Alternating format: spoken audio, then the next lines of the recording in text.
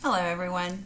You're tuned in to Technically Speaking. I'm Dr. Susan Lay. I have a 35 years experience in the science field with a crash course in psychology for the last 2. Today's topic is identifying narcissists. Now, I'm not a psychologist or a whistleblower. I have no ability to diagnose, but I can relate to you on some experiences I have incurred for my entire life with now a very solid scientific explanation as to what in the hell's been going on. If you're tuned in here to try and figure out some crazy making things going on in your life, stay tuned. We're going to go through tonight identifying red flags. Now, my previous video is about emotional abuse, identifying different traits in regards to emotional abuse. And I ended that video with in-depth discussion on silent treatment. So if you get a silent treatment in any of your relationships, you may want to go back and view the first video and how that's used in a manipulative manner. So today, again, we're talking about red flags. These are things that will tune you into a toxic person. Now, again, cluster B personalities, which are related to in the DSM-V. Excuse me, I'll scoot up here. Cluster B personalities are psychopaths, sociopaths, and narcissists. And these folks, in short, from my reference, have no feelings. They cannot love, have empathy, compassion. They actually do not feel. So they use manipulative tactics against folks that do have feelings and hurt the ones that are maybe overly sensitive. Yep, you're speaking to an overly sensitive person. So here we go. We're talking about red flags. Here are some things to cue in on. These are things they don't show you in school. Red flags are often ignored a lot, and they can tell us a lot about a person. How many times have you noticed something off when talking with some or in a relationship, just thinking, oh, well, that was just a one-time occurrence, it's one-off. By the time we see the next occurrence, we almost forgotten that there was an initial occurrence. Keep these little one-offs logged in your head, because one or two instances might not truly indicate they're a toxic person, but when they're waved in front of you time and time again, it could be a massive warning of a treacherous path with this person that's right ahead of you. So, here's some of them, okay? If you need to get a pen and paper, I would suggest you do so. Or just keep replaying this or play it again with a pen and paper so you can make some documentation on what in the hell this is. I'm going to call it it, because a real person feels and has compassion and empathy and happiness and sadness and love, and the it does not. So here, red flag. The person makes you feel on edge.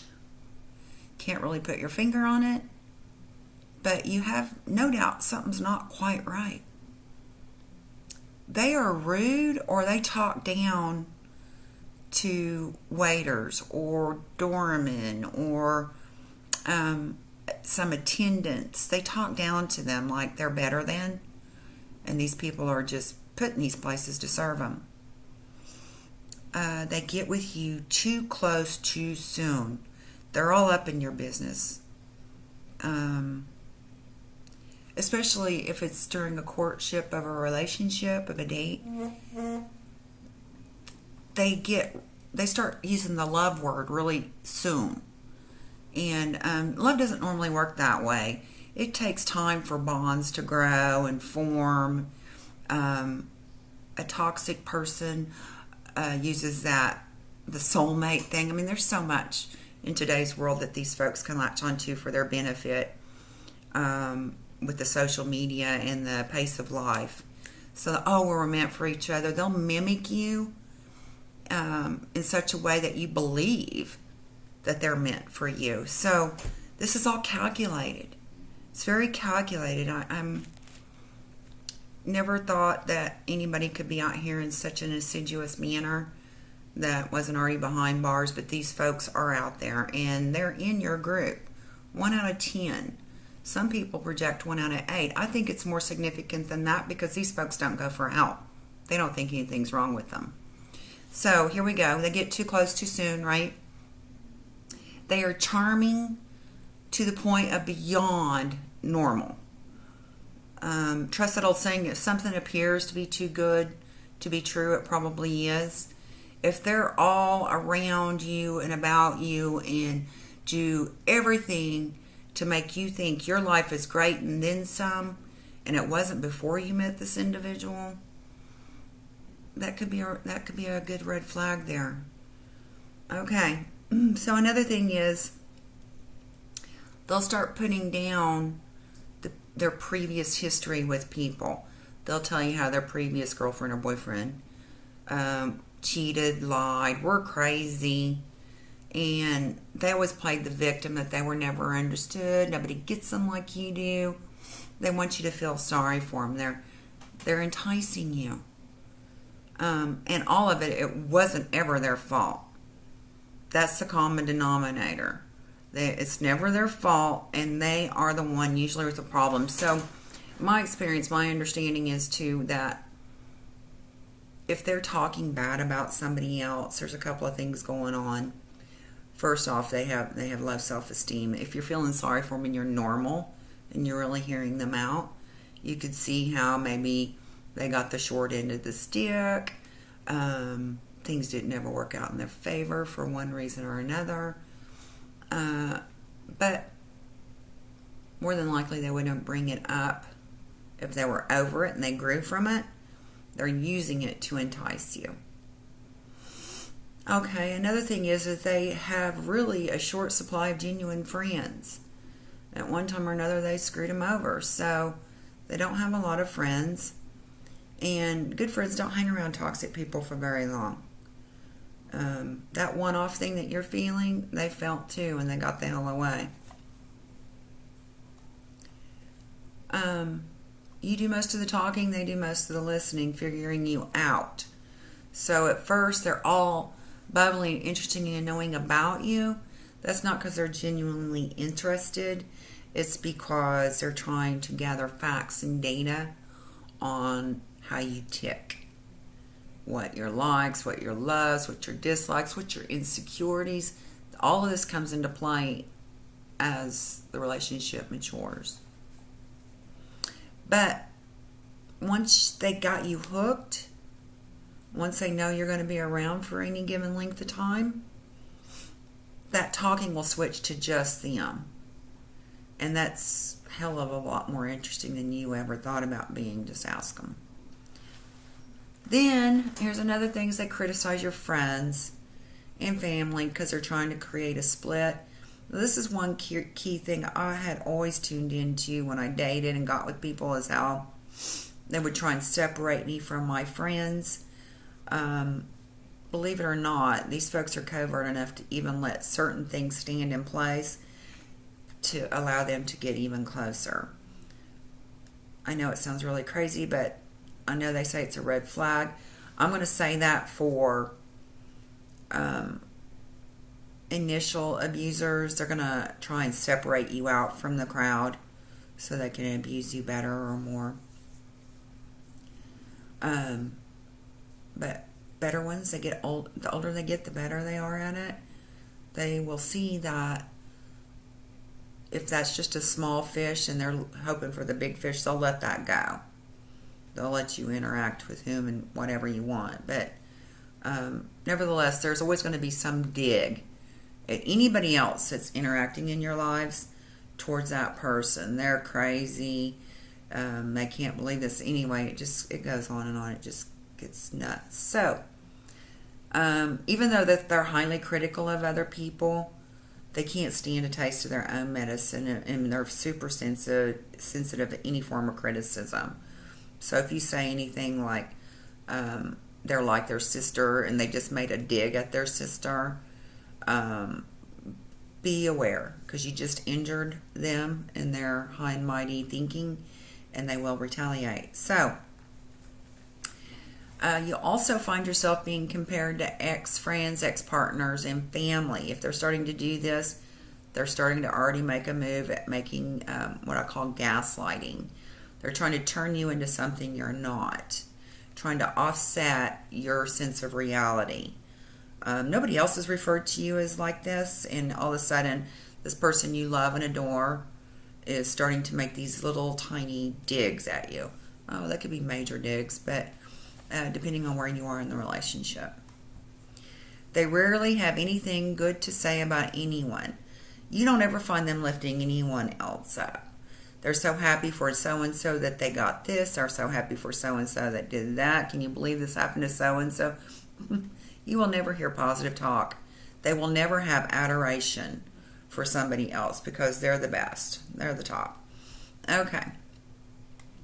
If you feel like you have to walk around eggshells on a person, if you're continually avoiding a situation or a person because of the way they behave, act, or what they say, this is another red flag. If you're walking on eggshells, big. There's no reason at all why anybody needs to avoid anyone on this planet. Unless that person is toxic and means you harm. Then avoid them. If you're walking on eggshells around someone, if you're tight-lipped around someone, if you cannot be yourself around someone, that someone is toxic to you. Doesn't mean they're toxic to everybody, but they're toxic to you. Believe it or not, they're toxic to everybody, but just be concerned with you. They cannot be alone. They need people to provide them with narcissistic supply. They feed off the energy of others, whether it be positive or negative. Other people's accomplishments, other people's things, they've got to have that supply. Somebody around them that adores them, talks about how wonderful they are, provides them, well, even just cooking a dinner or cleaning or washing their clothes, whatever type of relationship you have with them, they have to have you around. They cannot be alone.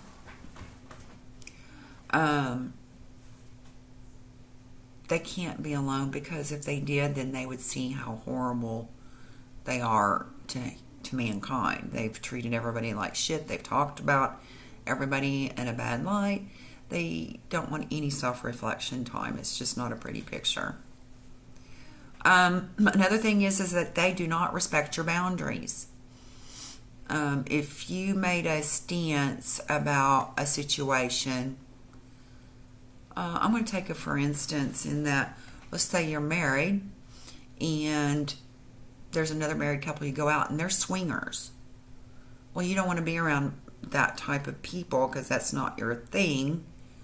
And you make that known that anybody that's sexually promiscuous like that, you don't want to bring around, you don't want to bring that kind of energy into your fold, then you can bet that they will not respect that, and they will continually talk about how they've interacted with that couple or those people. They don't respect your boundary. They don't stop it. So they use passive-aggressive behavior, cold shoulder, stonewalling, silent treatment for anything that they believe that you slighted them on. I mean, it could be made-believe. You didn't do it. But they don't have the skills, the communication skills, to confront in a normal manner to understand better. So whatever they dream up in their freakish brain is what you have to live with. There you go. They have uncontrollable rage and anger, pissed off at the drop of a hat for no damn reason, whatever they made up in their head to be pissed off about. They probably walk around mad most of the time, just really angry about any damn thing all the time. You don't have to do anything. You can just smile, and it pisses them off. I had somebody ask a question to me once in that, well, really, what did your narc complain about? And I said, they complained if the sun rose. It didn't matter. It didn't matter. It's just a very corrupt thinking person. They're pathological liars. They lie when there's absolutely no need to lie. And even if the truth were the better option, it's a game. Let me see if I can throw this lie in there and get away with it. They never accept responsibility for their faults or explain or accept the blame for anything. Nothing is ever their fault. If they're sitting in a ditch of shit, somebody put them in the ditch. They didn't just decide to sit there on their own. When they have 2 legs, 2 arms, just like you and I do, hopefully all of us do, just decide to sit in there themselves anyway. So when it's blatantly obvious it's their fault, they still will not accept the blame. It's remarkable how they will not accept the blame for blatant problems. They cause chaos where there was once peace and calm. That's very true. If you can go through a day and refer to a person that, if everything's going really good, they're going to fuck it up, you're dealing with a toxic individual. So, if it's a nice, calm, peaceful day, everything's taken care of, be sure to know that they're going to screw something up. Always. Can't be peace and calm. It's boring. It's very boring to have a normal, peaceful, calm way. It's boring. They lack morals, yet expect yours to be high. They will call you out on anything that they believe that you're not on the high road about. Yet they're operating in the dark areas all the time. They insult you, and if you're offended, they call you too sensitive.